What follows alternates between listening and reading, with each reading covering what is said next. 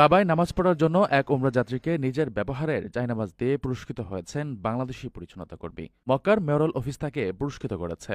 সম্প্রতি সামাজিক যোগাযোগ মাধ্যমে একটি ভিডিও ব্যাপকভাবে ছড়িয়ে পড়ে, যেখানে দেখা যায় ওই বাংলাদেশি কর্মী কোনো দ্বিধা ছাড়াই নিজের ব্যবহারের জায়নামাজটি একজন হজ যাত্রীকে নামাজ পড়ার জন্য বাড়িয়ে দিচ্ছেন।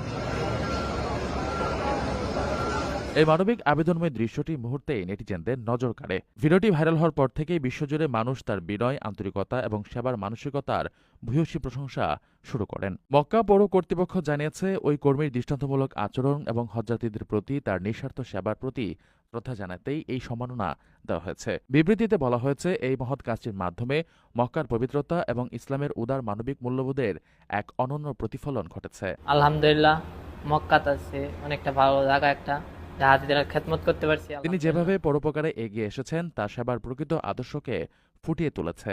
সামাজিক যোগাযোগ মাধ্যমে ভিডিওটি দেখে আবেগাপ্লুত হয়েছেন হাজারো মানুষ।